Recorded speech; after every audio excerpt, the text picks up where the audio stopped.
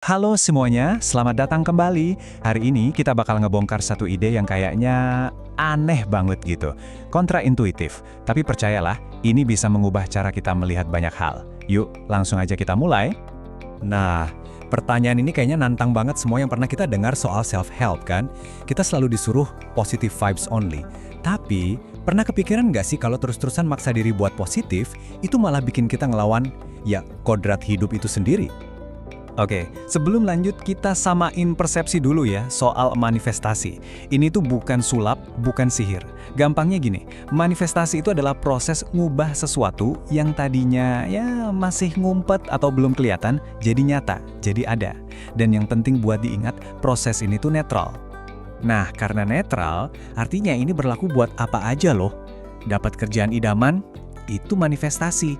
Tapi, ngalamin kejadian apes, itu juga manifestasi.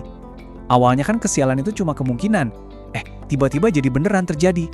Jadi nyata. Nah, konsep ini kunci buat pembahasan kita selanjutnya. Oke, kita masuk ke bagian pertama. Kita akan ngomongin soal dualitas hidup atau yang kita sebut di sini prinsip kodrat. Jadi usaha buat selalu positif itu ternyata bisa jadi malah nabrak kodrat kita sendiri loh.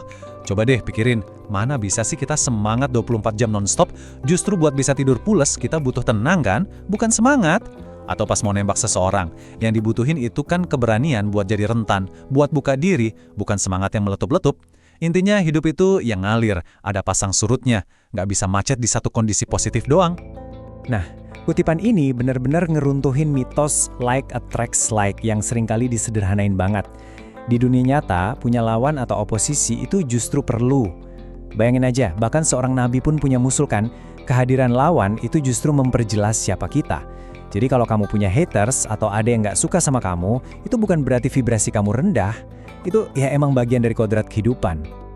Oke, lanjut ya. Sekarang kita pakai analogi yang keren banget buat ngejelasin keseimbangan hidup. Paradoks sepeda. Coba inget-inget deh, waktu pertama kali belajar naik sepeda.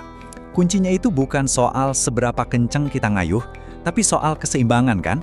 Ada keseimbangan dinamis antara megang stang erat-erat biar gak jatuh, tapi juga cukup fleksibel buat belok. Nah, hidup tuh persis kayak gitu. Nah, di sini ada dua kesalahan fatal yang sering kita lakuin. Pertama, ada tipe yang terlalu menggenggam. Ini tuh ibaratnya megang stang sepeda kencang banget, kaku. Isinya cemas, takut, semua harus direncanain sampai detail terkecil. Terus di sisi lain, ada tipe yang terlalu melepaskan. Ini yang kebalikannya. Ceroboh, nggak punya prinsip, ibaratnya lepas tangan dari stang. Makanya sering banget kehilangan kunci, HP, atau barang penting lainnya. Dua-duanya ujung-ujungnya sama, jatuh. Nah, sekarang kita sampai di bagian yang paling mind-blowing. Gimana kalau ternyata pikiran negatif yang selama ini kita hindari justru sebenarnya adalah superpower kita yang tersembunyi? Coba, saya mau nanya deh sama kamu. Kamu mau nggak terbang naik pesawat yang dirancang sama tim insinyur yang super positif, yang kerjanya cuma mikirin hal-hal baik aja? Nah, itu dia intinya.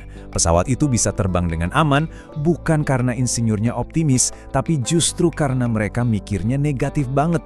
Mereka mikirin ribuan skenario terburuk. Gimana kalau mesinnya mati, kalau cuaca tiba-tiba ekstrim, kalau sistemnya gagal.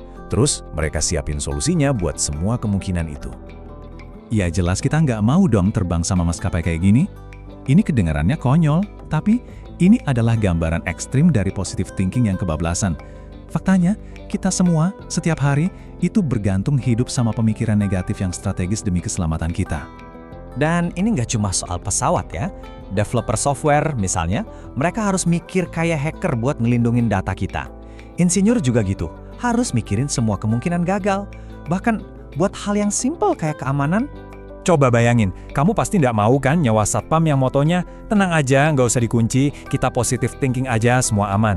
Justru kita mau satpam yang paranoid, yang waspada, yang curiga sama setiap bunyi aneh di tengah malam.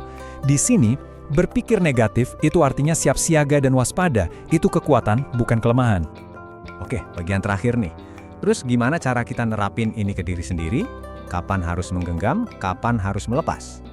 Nah, kita semua itu biasanya punya kecenderungan, ada di salah satu kutub ini. Mungkin kamu itu tipe si pengontrol, yang cemas, yang semua harus serba perfect. Atau sebaliknya, kamu tipe si santai, yang saking santainya jadi ceroboh dan sering lepas kendali. Yang paling penting itu adalah sadar dulu, gue ini ada di mana ya? Caranya simple, tapi prakteknya ya butuh latihan. Langkah pertama, kenali kecenderungan kamu. Kamu tim terlalu menggenggam atau terlalu melepas. Kedua, dan ini penting banget, berhenti nyoba benerin orang lain terutama pasangan. Dia bukan kamu, dan itu nggak apa-apa. Ingat, hubungan itu tujuannya kolaborasi, bukan tarik tambang di mana kamu nyoba narik dia ke sisi kamu. What ini ngena banget sih. Sebuah hubungan itu intinya adalah nemuin jalan tengah. Negosiasi antara dua pribadi yang beda. Karena kalau kamu pengennya nikah sama diri kamu sendiri, ya mendingan single aja kan? Oke, sebagai penutup, yuk kita renungin bareng-bareng. Mungkin pertanyaan yang lebih penting buat kita sekarang bukanlah gimana caranya jadi lebih positif, tapi di bagian mana hidupku butuh sedikit lebih banyak genggaman, dan di bagian mana aku justru perlu lebih banyak melepaskan. Karena pada akhirnya yang kita cari itu bukan positivitas tanpa henti, tapi keseimbangan yang pas.